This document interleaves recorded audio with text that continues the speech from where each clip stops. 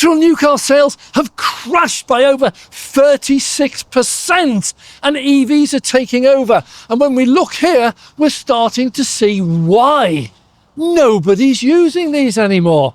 Everyone's going EV. This is Dave Takes It On. I'm Dave, and I'm looking into how much longer these abominations are likely to be around. Now, looking through the data, we've been producing more and more EVs. They've been taking over everywhere. And at the same time, the number of petrol cars, this is pure petrol, has been falling off a cliff. In the UK, it's huge, but the 36% figure was for France. Everywhere, petrol cars are just running out. And when we look at this, you suddenly realise there's a lorry filling station over there, absolutely deserted. There's petrol pumps and diesel pumps here, absolutely deserted. Yeah, when we head over to the EV chargers, yeah, they're occupied. So what's going on? Are we going to see the end of these?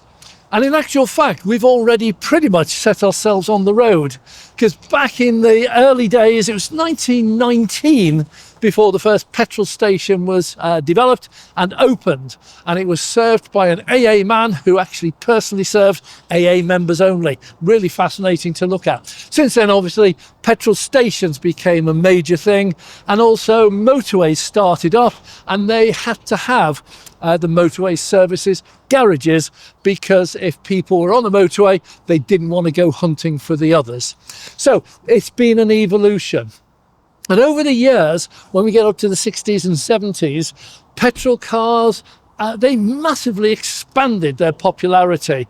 After the war, we got through the real dull and poor days, and then there was a massive boom. This is the 60s and the 70s, where things were taking off. More and more people were buying petrol cars, and more and more garages were needed. Now, back then, of course, diesel wasn't very much a thing for cars. Diesel was reserved pretty much for the lorries and the vans. Diesel engines in cars were horrible, noisy, heavy, smelly, and usually more expensive. So petrol was the king. And over the 60s and 70s and up into the early 80s, petrol stations had a massive boom, and they approached something like 70 or 80,000 individual petrol stations by the end of the 70s. And it was totally unsustainable. Little shops in the middle of villages would actually get a petrol pump, and they would just serve petrol as a favour to their customers. It's just more convenient. But the number and the size of petrol stations then advanced massively when the supermarkets came in. They decided that this was a good advert for them. So if they offered cheap petrol for a Tesco, an Asda, or a Morrison's, people would go there for the cheap petrol, and then they would go into the store, and that was where they made the money. So again, big boom in petrol stations, and eventually that led to the supermarkets taking over the petrol market. They now outnumber or outsell the petrol stations. These are the branded ones, like the Shells, the Essos, and the BPs. So supermarkets have taken that bit of the market. But since the late 70s, early 80s, the number of petrol stations has been falling from a peak of over 70,000. It's down now to just under 8,000. And even those are starting to close down. So there's an automatic reduction in the number of petrol stations that we're likely to see. Part of that is due to the better economy of cars. Back in the 60s, they did 20, 30 miles to the gallon. Nowadays, 30, 40, maybe 50 miles is more like it. And so there's less need for as many petrol stations. But these are very much numbered in their days, particularly the motorway ones, because you can see the price. These are not cheap. The advantage of EVs is they're all the same price, motorway services, or in a little retail park, or in a hotel car park. So what we have here then is we are going to see a continued decline in petrol stations. And it just raises the question, what on earth are we going to do with them all? And traditionally over the last 10 or 20 years, they've ended up as car washes. That's it. Everywhere you go, they become car washes. And they're ideal because they've got an area you can drive into where instead of filling it with petrol, 3 or 4 guys will come out, wash your car, do the windows, wheels and everything, and then you're on your way. So that's one use for them. Could they be turned into motorway service for EV chargers? And the answer is usually no. They have a separate area already. Most of the motorway services already have designated areas. For example, here, there's 12 and 20 bays over there for charging. Very similar on the opposite side. So they've already got the dedicated areas. So there's really not a lot of point turning that into another one.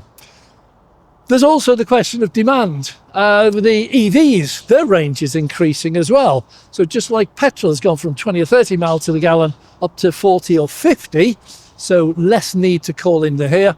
EVs are on the way up as well. So we're looking now at 100 miles was a good range. Some of the Nissan Leafs and Zoes, 60 or 70 mile without charge was really stretching it. Now 200 mile is fairly common. 300 on the bigger family saloons and 400 on some of the cars.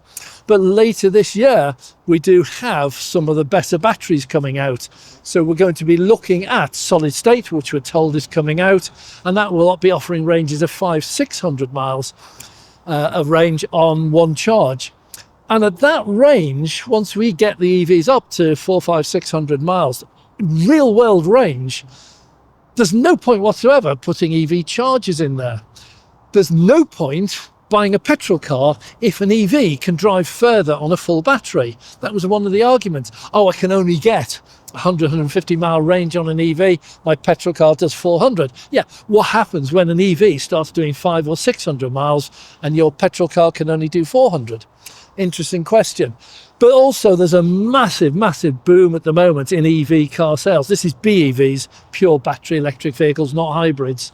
And that means that the battery development is coming on at a massive pace. We're getting bigger and better, more energy dense batteries, so we can put a smaller battery in the same space and get a greater range from it. BYD is going to be starting this later this year with some of their cars aiming to do 600-700 miles on a full charge. And by the way, be able to recharge in about 5, 6, 7 minutes. So I think we're actually starting to see the end of these. There's a limited use at the moment. This, for motorway services, it's absolutely deserted. I think we've seen about 3 cars while we've been filming. That's it. The main purpose for these is going to switch very much over to the lorries. They're HGV vehicles, and they're up and down the motorway all the time. But even there, they're now starting with the EV HGVs, the eHGVs they call them, and it's not going to be that long before the lorries start becoming EVs themselves, and then these are going to be just totally unused. Their market will drop like petrol pumps are dropping, and we're going to end up with more and more EV chargers dedicated for the lorries, EV chargers for the cars, and these just going to run out of use. So what I would say is make use of these while you can, because this is a dying breed. If anyone wants to buy one, they'll be going cheap in the near future. If anyone wants to operate a car wash here, you could probably get 30 or 40 cars in. So some enterprising young person can come along. You can go in and have a cup of coffee while your car's being washed. But that's it. We think these are a dying breed. But I'd like to know what you think. Does anyone out there actually use these? Because for most people, they avoid these like the plague. And the only cars who use these on a regular basis are company car drivers. And the company car drivers don't care what it costs because they have an All-Star card or the equivalent. And all they do, they pull in whatever they need to, ignore the price, pay by card. It's the company's problem, not mine, and they're on the way. The number of people, what I would call tourists, this is ones with families in, or, the beach umbrellas sticking out the back window. The number of those going in here is very, very small. So it's they had the purpose in their day. they're running out of actual useful purpose at the moment. So again, let's have your comments. How many of you use this? How many of you think these are going to be sticking around? And also ask the simple question, as they become fewer and fewer, not less and less, fewer and fewer, then the price of petrol is going to start creeping upwards because the oil companies don't want to lose profit. They will just put the price of petrol up. That's why at the moment we're seeing that the price is not coming down, even though the war, or we're told it's finished. Some of the ships are going through, but we're not seeing any movement in the price of that. So big picture, thanks very much. You've done your day. You're pretty much finished now. So that's it for now. Thanks for watching. I'm Dave. If you've enjoyed this, please click the like button. If you'd like to see more, please subscribe. And big thank you to all our Patreon and YouTube members for your support.